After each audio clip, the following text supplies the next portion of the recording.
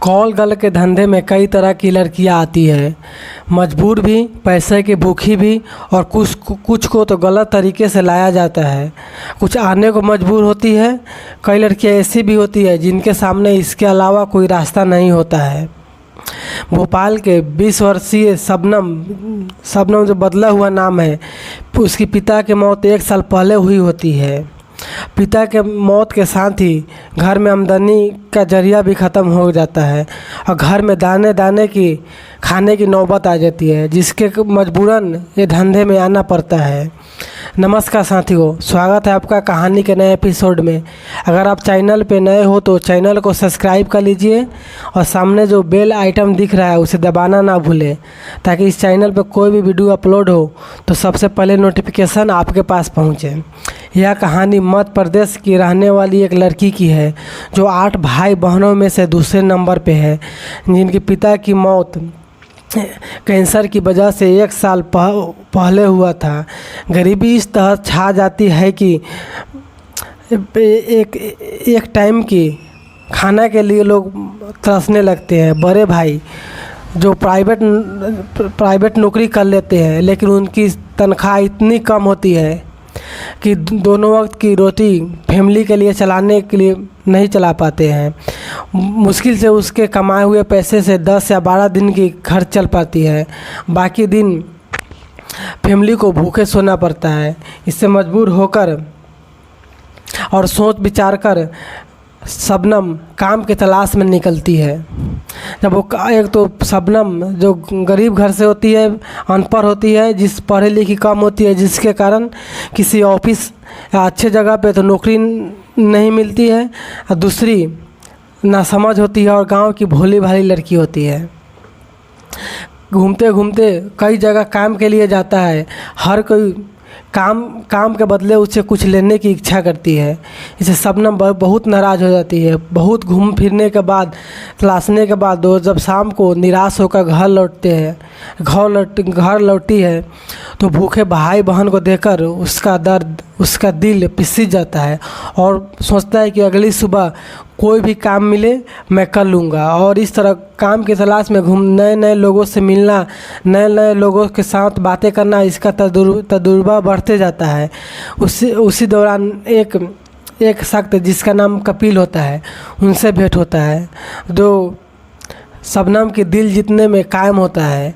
और उसके बहुत समझाने और कहने पर शबनम जो वेश्यावृत्ति की दुकान है इसमें आने के लिए तैयार हो जाता है। वो कहते हैं ना, मरते वो क्या नहीं करता। मजबूर थी, कोई धंधा दे नहीं रहा था, कोई काम पर रख नहीं रहा था, और पेट की भूख ऐसी चीज़ है जो इंसान से हर चीज़ करा लेता है।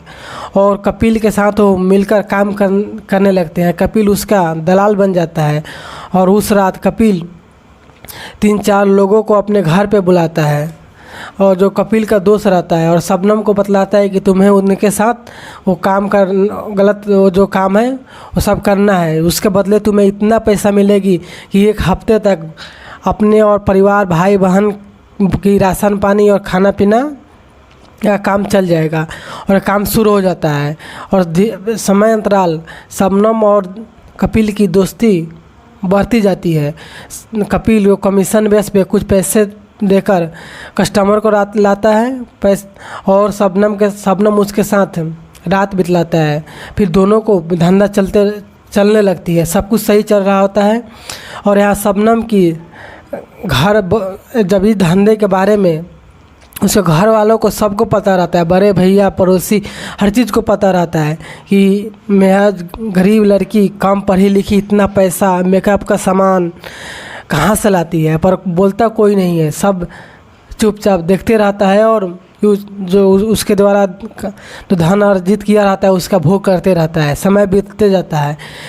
यह बात है 30 दिसंबर, मतलब साल से 2 दिन पहले। कपिल जो एक होटल में शबनम को बुलाई रहती है और वहाँ कपिल के साथ 4 और गैर मर्द जो हवस की भूख मिटाने शबनम के साथ सोने आती है।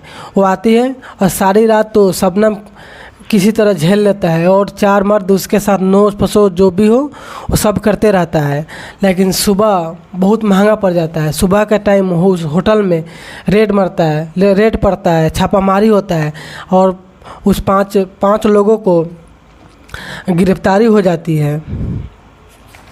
और सब जब ऐसे में पुलिस के छापे के बारे में शबनम ने काफ़ी सुन रखा था, तो वह इसी दलदल में पहली बार फंसी थी। थाने में जैसे ही उसे मीडिया वाले से बात करने का मौका मिलता है तो उसने अपनी गरीबी और बदहाली को बतलाता है, पर किसी ने हमदर्दी समझता नहीं है। शबनम कोई पहली आखिरी ऐसी लड़की नहीं है जो अपने मजबूरियों के चलते और घर वालों को पेट पालने के लिए देह व्यापार की दलदल में फंसी है। इससे तादाद में भारत में हज़ारों लड़कियां हैं जो पार्ट टाइम या फुल टाइम का ये धंधा कर रही है।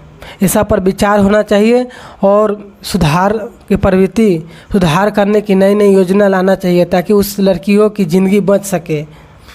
उसके लिए भी रोज़गार की व्यवस्था होनी चाहिए ताकि वो वेश्यावृत्ति की दुनिया से बाहर निकले और अपनी ज़िंदगी बसा सके, घर परिवार सही से चला सके।